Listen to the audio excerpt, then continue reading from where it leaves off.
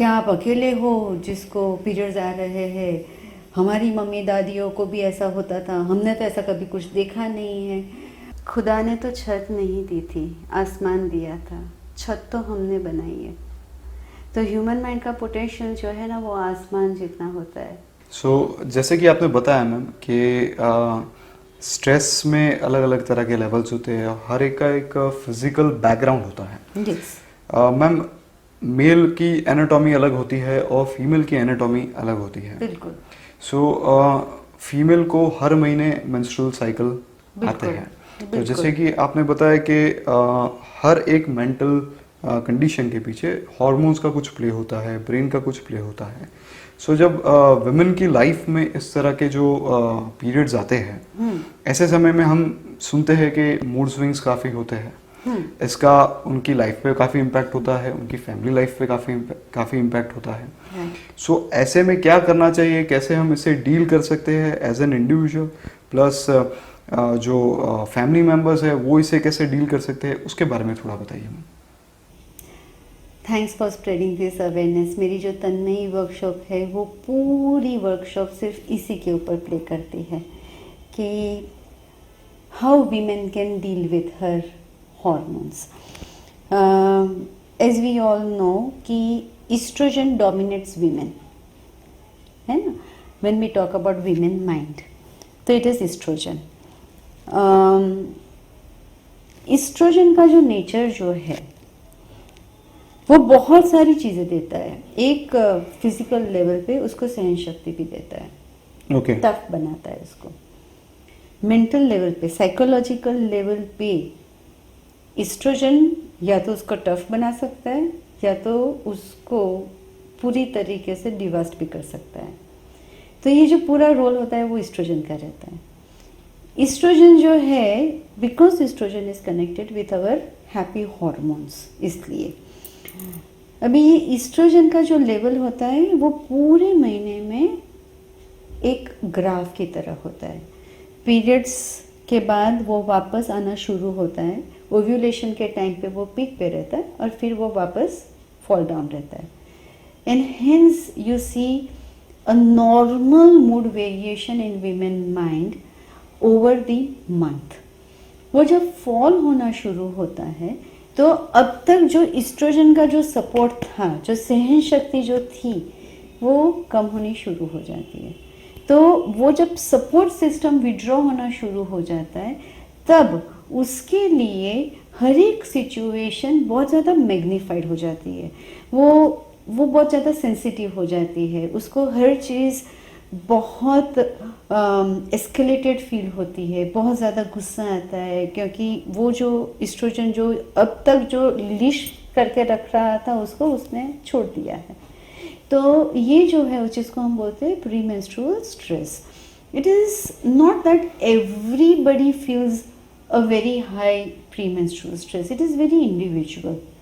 हर एक फीमेल के अंदर हर एक अलग अलग साइकिल रहती है ना। How you deal with this PMS, तो उसमें भी वो समझना और वो एक्सेप्ट करना ज़रूरी रहता है कि ये जो मेरा मंकी माइंड हो रहा है वो हार्मोन की वजह से हो रहा है। Let it be there, still I choose to remain comfortable. तो वो कंफर्ट में आ जाती है। An empathetic response to women in this variation of her estrogen. तो एम्पैथेटिक रिस्पॉन्स मतलब क्या? तो एक आम एग्जांपल देकर मैं आपको ये समझाऊंगी कि जैसे आप थके हुए हो, आज पूरे ये सब शूट पुट किया, बारिश, और आप घर पहुंचते हो और संडे है, आपकी वाइफ बैठी है सोफे पे मुंह चढ़ा के एकदम। आप जाके पूछते हो क्या हुआ, तो बोलती है अरे एक तो बाई भी नहीं आई आज तो, और इतना सारा घर का काम करना था, उसके ऊपर से ये लड़की ने भी परेशान करके रखा है आज मेरे को, and she is all tone and tired. अब आप उसको ये सिचुएशन में दो रिस्पॉन्सेस देते हो। एक आप बोलोगे तो फिर घर का काम नहीं करना था, एक दिन काम नहीं, एक दिन पोछा नहीं करोगे तो क्या हो जाएगा, नहीं लगाना था ना। commonest response every male gives, right? दूसरा रिस्पॉन्स आप उसको ये देते हो कि हनी आई नो, चलो let's have a cup of coffee, what do you think, what will she respond to? या उसका मूड बिल्कुल चेंज होने की संभावना है। क्यों? क्योंकि शी फील्स एक्सेप्टेड, सही शी बात है। Feels understood. तो वीमेन को उसकी लाइफ में सॉल्यूशंस नहीं चाहिए, ऑल शी वांट्स इज कि उसकी भावनाओं को आप स्वीकार करो, समझने की कोशिश करो। अदरवाइज तो उसको उसके एस्ट्रोजन ने उसको इतना स्ट्रांग बनाया है कि वो कोई भी परिस्थिति में अपना रास्ता निकाल ही लेती है। लेकिन उसको सिर्फ वो क्या एक्सपेक्ट करती है, वो यही एक्सपेक्ट करती है कि उसकी भावनाओं को आप समझो और स्वीकारो, और उसको कुछ नहीं चाहिए। इतना भी अगर उसको फैमिली सपोर्ट मिल जाता है तो she can be goddess in your life. सही कहा मैम, बिल्कुल। सो इसे ऐसा कह सकते हैं कि it is not about the problem that she is facing, Yeah. But it is about accompanying her with that problem, absolutely, being with her, being कि with her। मैं हूँ, it is okay to feel so. सही कहा ma'am, बिल्कुल सही। मेरे centre में इतने साल में मैंने बहुत सारे मेल्स को ये एड्रेस करते हुए भी मैंने सुना है कि क्या आप अकेले हो जिसको पीरियड्स आ रहे हैं? हमारी मम्मी दादियों को भी ऐसा होता था, हमने तो ऐसा कभी कुछ देखा नहीं है। आपने देखा नहीं है क्योंकि आपने वो चीज़ अपनी मम्मी या दादी की समझने की कभी कोशिश ही नहीं की है। बिल्कुल सही या कहा। तो शायद आपके मम्मी और दादियों को वो परमिशन ही नहीं दी गई थी कि वो ये चीज़ को आपके आके बोले या महसूस करे। उसका मतलब ये नहीं है कि उन लोगों ने वो चीज़ महसूस नहीं किया है। बिल्कुल सही कहा मैम, बिल्कुल सही कहा। So moving on to next question ma'am, आज जो ग्लोबल कंडीशन है, ऐसे में हम ये चीज़ भी देखते हैं कि लोगों का स्ट्रेस और एंजाइटी तो बढ़ा ही है, डिप्रेशन तो बढ़ा ही है, लेकिन इसके अलावा कई लोगों के अंदर सुसाइडल सिम्टम्स भी देखने को मिलते हैं, है ना। हमारे बीच में भी कई ऐसे व्यक्ति हैं कि जो कि ऐसे स्टेज पे है कि जिनके मन में एक या दो बार ऐसे विचार आ चुके हैं। कई व्यक्ति ऐसे हैं कि जो कि उससे शेयर कर लेते हैं, कई व्यक्ति ऐसे हैं जो कि उससे शेयर नहीं करते। एब्सोल्युटली। अनफॉर्चुनेटली कई बार ऐसा हो जाता है कि ऐसी कोई घटना हो जाती है और घटना होने के बाद हमें पता चलता है और फिर हम सोचते हैं कि काश हमें पहले से पता होता आई नो। तो हम कुछ कर सकते थे। एब्सोल्युटली। सो ऐसे में हम किस तरीके से ये चीज़ अपने ध्यान में रख सकते हैं? हमारे आसपास अगर कोई ऐसा व्यक्ति है कि जिसे इस तरह का कोई सपोर्ट चाहिए या इस तरह का किसी तरह का उसे गाइडेंस चाहिए या काउंसलिंग चाहिए या जो भी है, कि हमारे आसपास कोई ऐसा व्यक्ति है कि जिसके अंदर ऐसे सिम्टम्स है, तो उसे कैसे रिकग्नाइज करें और कैसे हम एज एन इंडिविजुअल, हमारे अंदर भी अगर कभी ऐसी सिचुएशन आती है तो उसे किस तरीके से टैकल करें, प्लस अगर हमारे आसपास कोई ऐसे व्यक्ति है तो उसे कैसे टैकल करें? Yeah, very sensitive topic and very important matter to be taken up in our society. Pandemic की वजह से डेफिनेटली बहुत बढ़ा है ये एक साल में, लेकिन सालों से ये प्रॉब्लम है जो कहीं ना कहीं हम न्यूज़पेपर के पन्ने के अंदर दबा के रख देते हैं। हवा होता है और फिर वो बात बिखर जाती है, उसके लिए कुछ भी किया नहीं जाता है। The worst part of our society is कि वो सुसाइड में भी गॉसिप ढूंढ निकालते हैं और वो गॉसिप के तौर पे बहुत ज़्यादा उसको ड्रामेटाइज करके वो चीज़ को फिर छोड़ दी जाती है। First step towards suicidal tendency is कि our society definitely needs to learn to respect the emotions.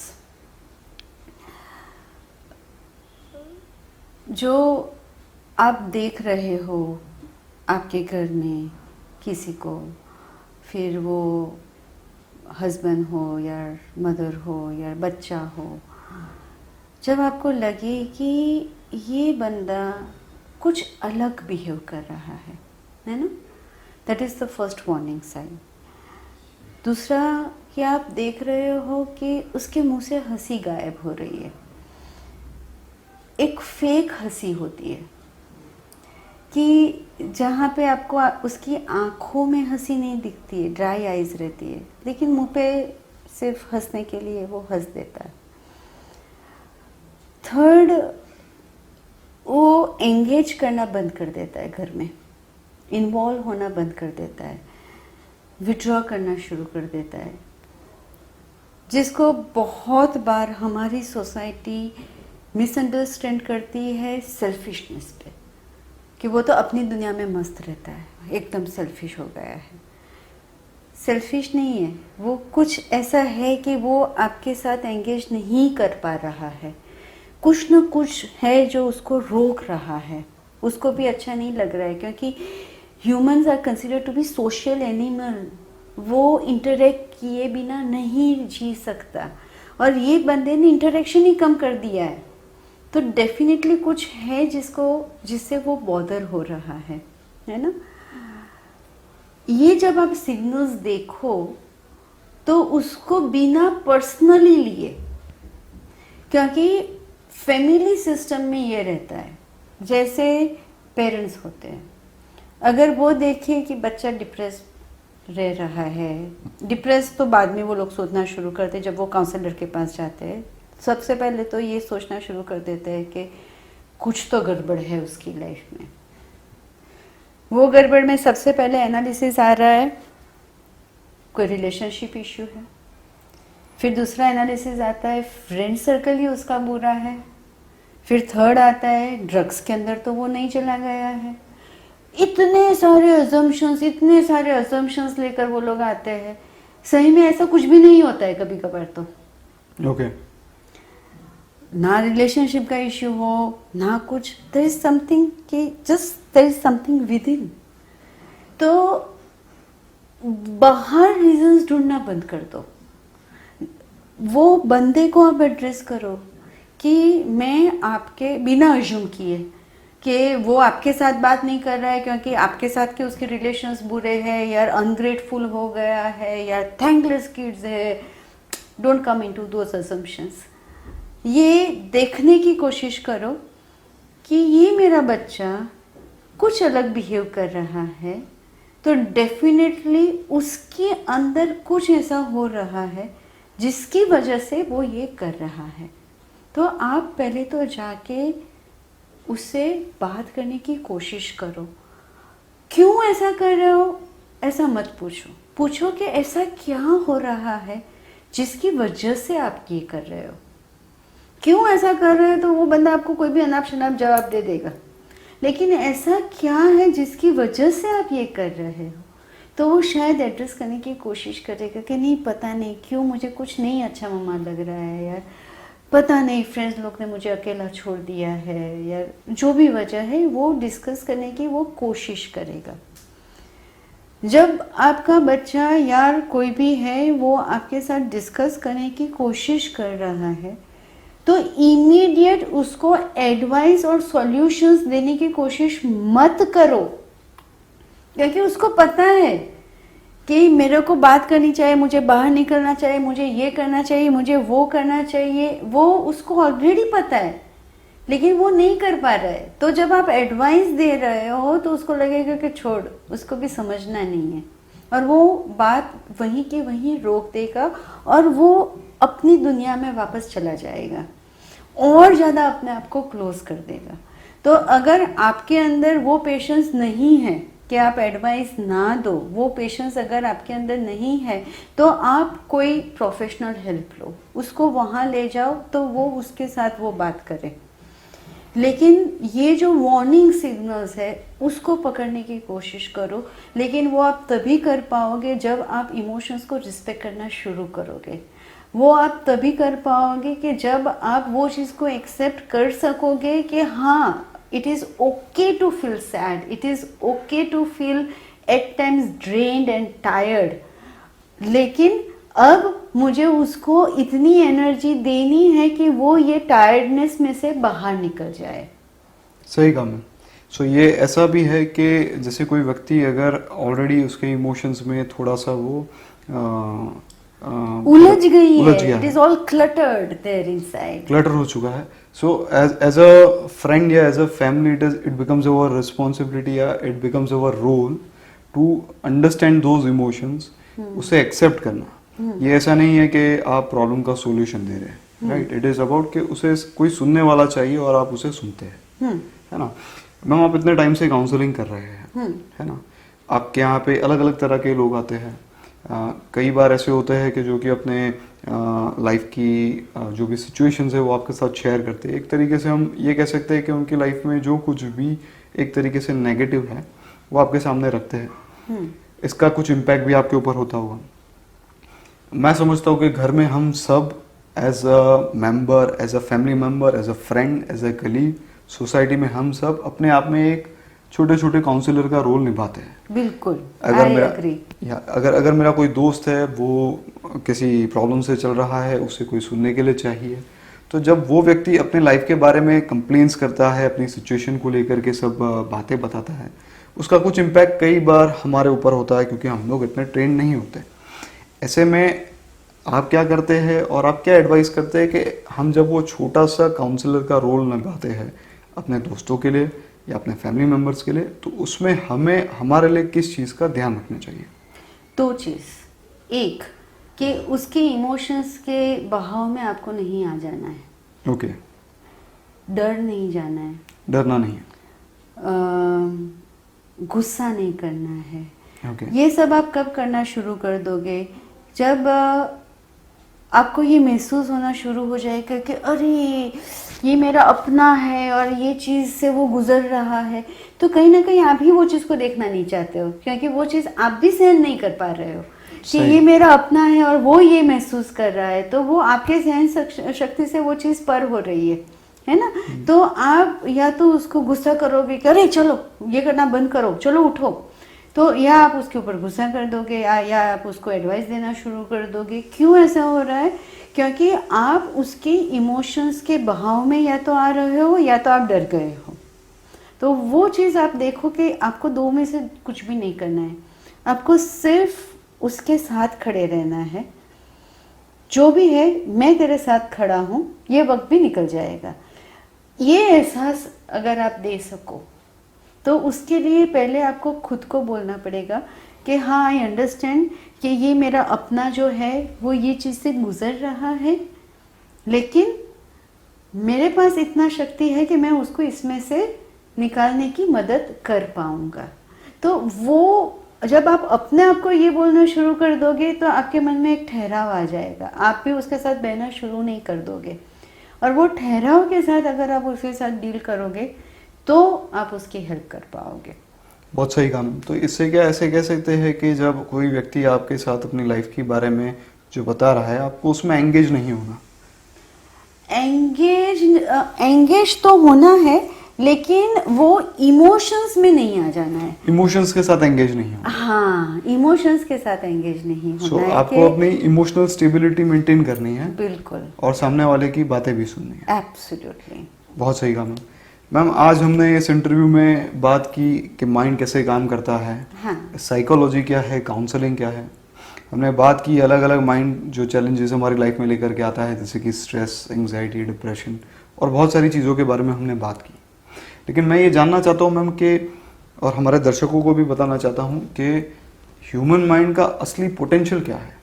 यानी कि अभी तक हमने ये सब चीज़ें तो देखी कि लाइफ में इस तरह के चैलेंजेस आते हैं, माइंड इस तरीके से काम करता है, लेकिन ये जो गिफ्ट हमें मिला है ह्यूमन लाइफ का, ह्यूमन बॉडी का और ह्यूमन माइंड का, इसका असली पोटेंशियल क्या है और इसे हम हमारी लाइफ में प्रैक्टिकल ग्राउंड्स में किस तरीके से यूज़ कर सकते हैं?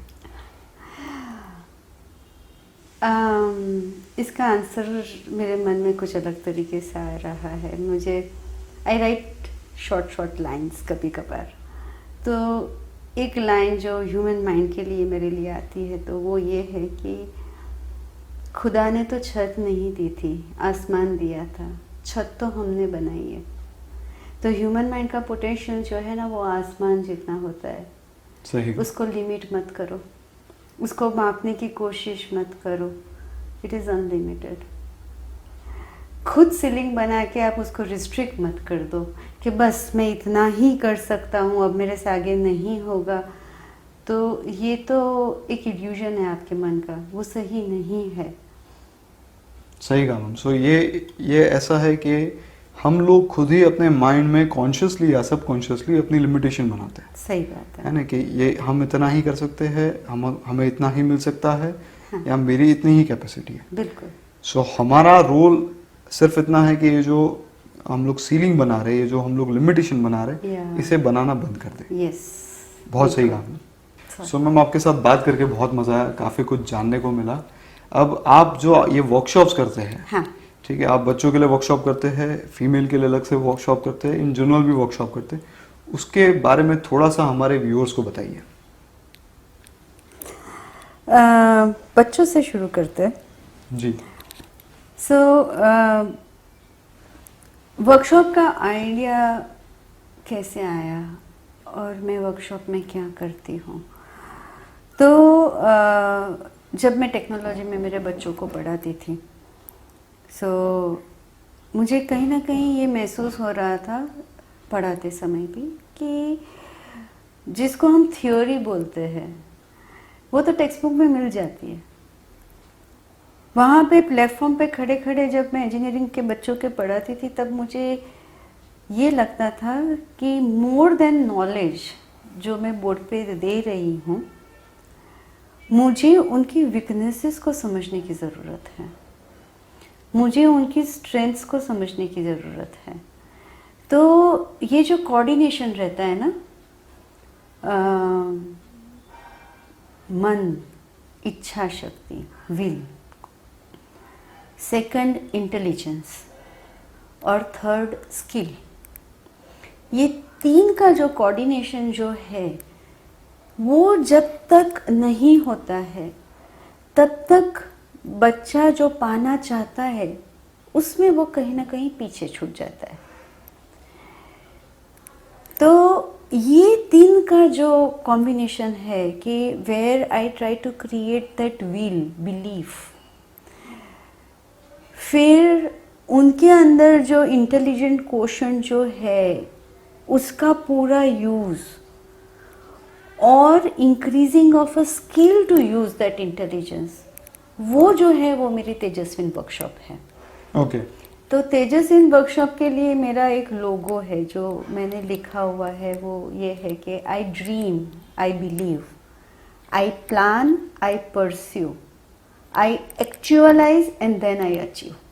ओके। तो पूरी तेजस्विन वर्कशॉप जो है वो ये लोगो पे। तन्मयी वर्कशॉप जो है that is for women. Tanmayi का meaning, it's a Sanskrit word, और तन्मयी का मीनिंग होता है ब्लिस, ओके। एक्सटेसी। तो हर एक मोमेंट का जो पर्पस होता है वो दो रहते हैं। एक, you are satisfied in that moment, मन शांत है आपका। दूसरा, यू आर प्रोग्रेसिव, कि आप ठहर नहीं गए हो, आप कंटिन्यूसली प्रोग्रेस कर रहे हो। तो ये दो चीज को पाने के लिए how to stand up for your own emotions and still remain satisfied and progressive is what Tanmayi is. Okay. Tanmayi में ये मैं नहीं सिखा रही हूँ कि आपके हस्बैंड ने आपको डांट दिया, आपकी सास ने आपके साथ झगड़ा कर दिया, तो अब आपको क्या करना है, ये तन्मयी में नहीं है। तन्मयी में ये है कि you are a blissful soul, और वो ब्लिस को अचीव करने के लिए जो चीज़ भी हिंड्रेंस में आ रही है उसको आप कैसे डील करोगे। So that is Tanmayi workshop.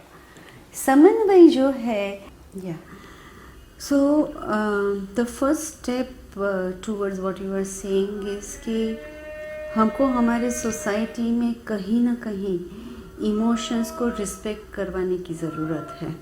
We can pause એને કહેવું પડશે, નહીં તો એ બૂમો પાડ્યા જ કરશે રોજનું છે. હા, એટલે મારા બધા રેકોર્ડિંગમાં આવું થાય છે. સો તમે ખાલી એને જઈને એમ કહેશો ને કે બૂમ ના પાડતો નહીં પાડે.